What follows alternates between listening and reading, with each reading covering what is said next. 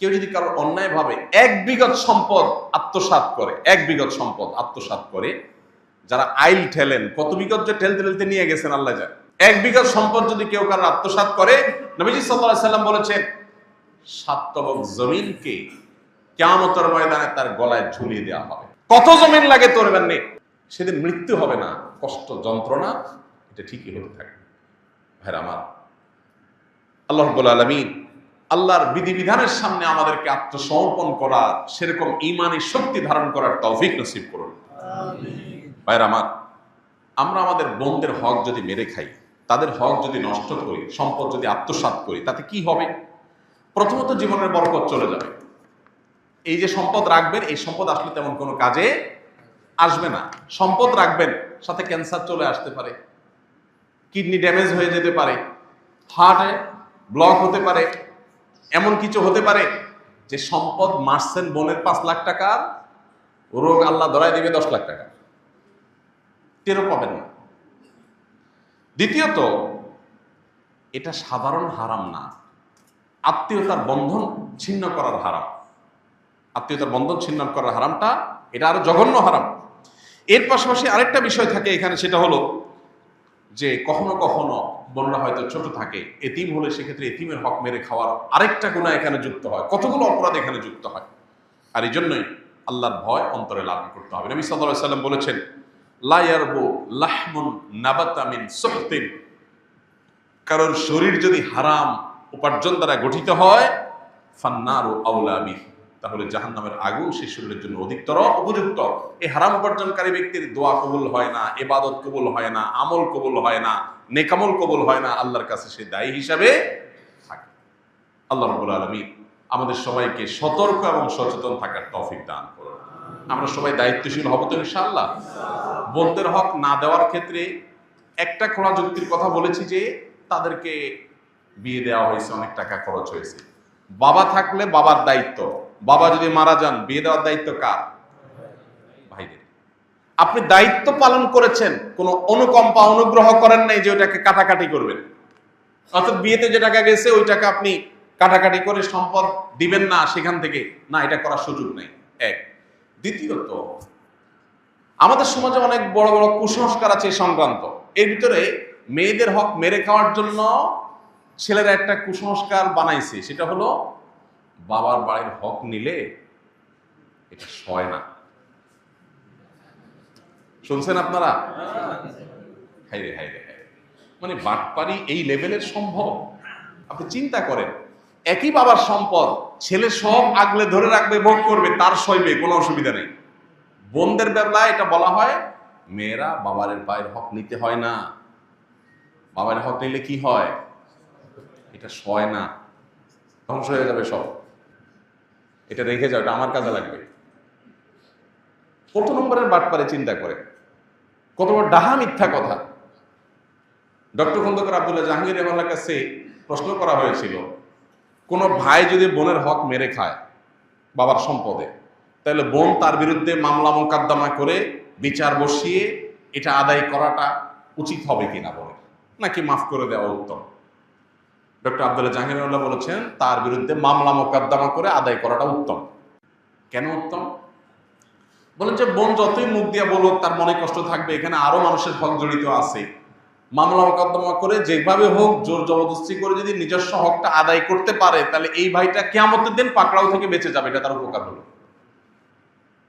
এই জন্য ভাই, বাবার বাড়ির হক মেয়েরা নিলে তাদের সয় না, এই ডাহা মিথ্যা কথার বিরুদ্ধে আমাদের সংগ্রাম করতে হবে।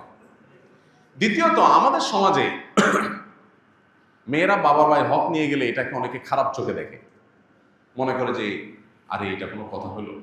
মেয়েরাও হেজিটেশন করে নিতে চায় না, কারণ বিয়ের পর স্বামীর সংসার করতে চলে যায় শ্বশুর বাড়িতে, কিন্তু তার নাইটা পোতা আছে তো বাবার বাড়িতে, যার কারণে বাবার মায়ের প্রতি টানটা ঠিকই থাকে।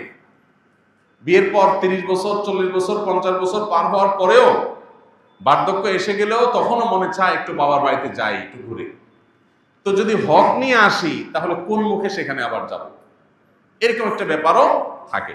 এবং সাধারণত আমাদের সমাজে কোনো মেয়ে বাবার বাড়ি থেকে হক টক নিয়ে গেলে, জমি জমা সব বোঝা নিয়ে গেলে, সে আসলে অনেক ছোট লোক ভাই আছে যারা মনে করে যে এখন আর সে কেন আসবে, বাগিনারা কেন আসবে, বোন কেন আসবে।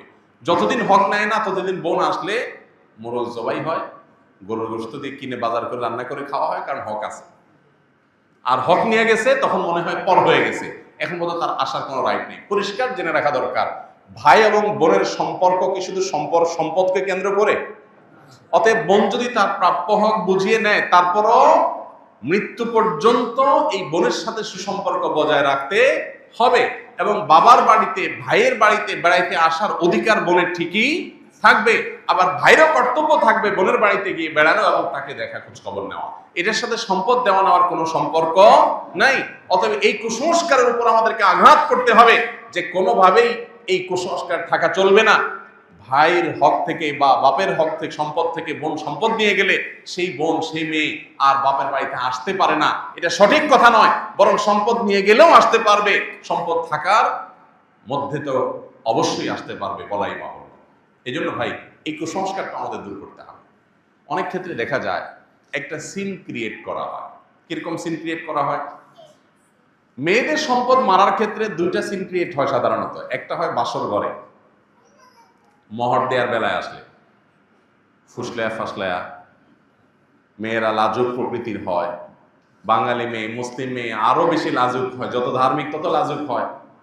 এই জন্য বাসর ঘরে ফুসলায়া ফাসলায়া, দেখো মহর তো 10 লাখ 1 টাকা ধরছে মুরব্বীরা, তা আমার তো দেওয়ার সামর্থ্য নাই, আমি ইনশাল্লাহ এই তো সামনের মাসে বা 1 বছরের মধ্যেই সর্বোচ্চ আমি তো ইটালি চলে যাব, সৌদি আরব চলে যাব, কত 10 লাখ হবে, সবই তো তোমার।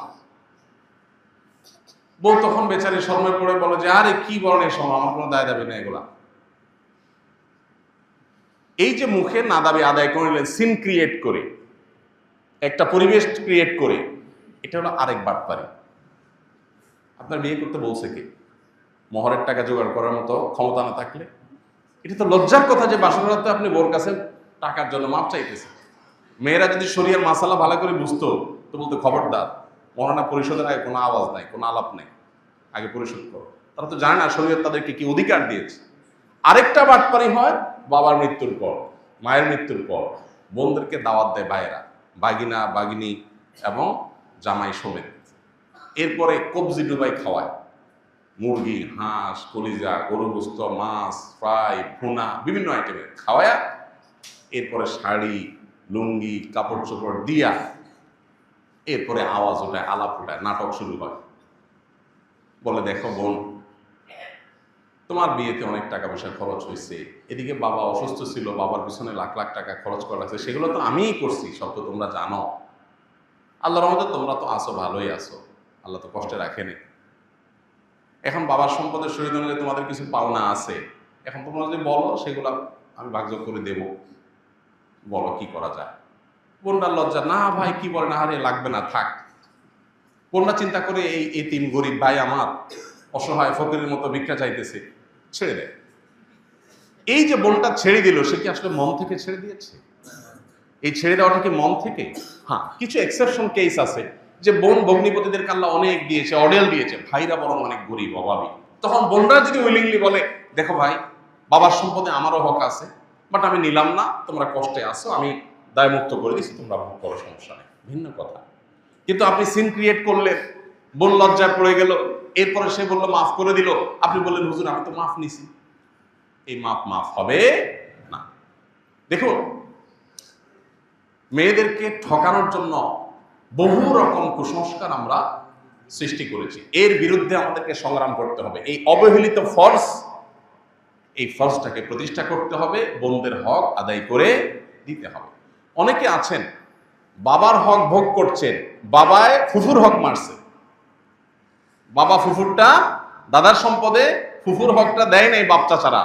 এখন আপনি ছেলে বলতেছেন আমার তো দায় নেই। জি না, আপনারও দায় আছে। আপনার দায় কি? আপনার হিস্সায় যতটুকু আসছে এখানে আনুপাতিক হারে ফুফুর কতটুকু হক আছে ওইটা তাকে আপনি বুঝাই দিতে হবে, না হলে আল্লাহর কাছে আপনি দায়ী থাকবেন। আমরা অন্য ধার দানা নিয়ে হিসাব নিকাশ করি, কিন্তু এগুলো নিয়ে সেভাবে হিসাব নিকাশ করি না। এটা অনেক অনেক গর্হিত বিষয়। আরেকটা ভয়াবহ কাজ হয়, যারা দেয়, বোনদের হক দেয়, তারা আরেকটা 2 নম্বরই করে। দেখেন কত রকম লেয়ারে লেয়ারে 2 নম্বরই। সেই 2 নম্বর এটা হলো বলে যে বোনরা ভিটা বাড়িতে পায় না, ভিটা বাড়ি এটাতে পায় না, তাহলে কোথায় পাবে? নাল জমিতে। এখন ধরেন ভিটা আছে 1 বিঘার, ধানের ক্ষেত আছে 2 বিঘার, মোট 3 বিঘা। যখন ভাগ হবে, ধরেন ভাই একজন আছে, বোন একজন আছে, ফর এক্সাম্পল, তো ভাইয়ে ধরেন 2 বিঘা পাবে, বোনে ধরেন 1 বিঘা পাবে, ভাইয়ের অর্ধেক পাবে। এইরকম পরিস্থিতিতে সাধারণত মেয়েদেরকে কোনটা দেওয়া হয়? ক্ষেতেরটা। তাহলে বোন 1 বিঘা পাইলো ক্ষেতের, আর ভাই 2 বিঘা পাইলো। 1 বিঘা হলো ভিটার, আর 1 বিঘা হলো ক্ষেতের। বন্টনটাকে ইনসাফসম্মত হলো? কেন হয়নি? কারণ ভিটার যে 1 বিঘা, এটার ভ্যালু হয়তো ক্ষেতের 4 বিঘার সমান। তাহলে জমি হয়তো সমান সমান দিচ্ছেন, তার ভ্যালু কি নাই? সমান না। এই জন্য জমি সমান সমান দিলে হবে না, ভ্যালু হিসাব করতে হবে। যে ফর এক্সাম্পল 1 বিঘা ভিটা আছে, এই ভিটার 1 বিঘার দাম 10 লাখ টাকা, আর নিচে খেতে আছে সেগুলো বিঘার দাম 3 লাখ করে। তাহলে 3 3 6, আর এখানে 10 16 লাখ। 16 লাখের মধ্যে বোন, ভাই যদি ধরেন বোনের দ্বিগুণও পায়, আর যদি ভাই তার অর্ধেকও পায়, তাতে কত পায়? প্রায় 5 লাখ প্লাস মাইনাস, আর ভাই হলো 10 লাখ প্লাস। তো বোন 10 লাখ 5 লাখ প্লাস, আর ভাই 10 লাখ প্লাস। এবার আসেন, ক্ষেতের যদি 1 বিঘা পায়, তাহলে 1 বিঘার দাম 3 লাখ, আরো বাকি আছে 2 লাখ প্লাস। ওই 2 লাখ প্লাস হয় ক্যাশ দিয়ে দিতে হবে, আর না হলে বিটা থেকে এক পাশ থেকে দিয়ে দিতে হবে, তারপর দায় মুক্ত হবে না। জিনিসটা কি ক্লিয়ার হয়েছে? অনেক বোনেরা এই জায়গাটাতে এসে বঞ্চিত হয়, এবং এটা একটা লজিক্যাল কারণও থাকে। বাইরে বলে যে দেখো, আমাদেরকে তো ভিটায় বসবাস করতে হবে, তোমাদেরকে দিলে এটা বিক্রি করে নিয়ে গেলে আমরা কোথায় কি করবো? কিন্তু শরিয়ার বিধান হলো, বোনরা যদি ওই ভিটাতেই পায়, ধরেন কারোর ভিটাই আছে আর কোনো ক্ষেত নাই, তাহলে ক্ষেত থেকেই কিন্তু বন্টন হবে, এবং সেখান থেকে প্রয়োজনে তারা বিক্রি করে নিয়ে যাবে। আপনি বলেন তাহলে ছেলেরা থাকবে কোথায়? থাকবে কোথায় তারা জানে, তাদের আল্লাহ জানে। আমার হক আমার বাবার সম্পদে, আমি এটা নেব, তুমি কোথায় থাকবা তুমি বুঝবা। তুমি প্রয়োজনে আমার সাথে নেগোসিয়েশনে আসবা, অন্য কোনোটা দিয়ে অদল বদল করবা, বা আমার কাছ থেকে লোন নিয়ে থাকবা, না হলে আমার মালিকানা বাড়িতে ভাড়ায় থাকবা। কি অধিকার মেয়েদেরকে শরীয়ত দিয়েছে, কিন্তু আমরা পদে পদে সেটাকে লঙ্ঘন করছি। এই জন্য ভাই, আমাদেরকে দীপ্ত কণ্ঠে শপথ করতে হবে, আমরা বোনদের কোনো হক মারবো না ইনশাআল্লাহ।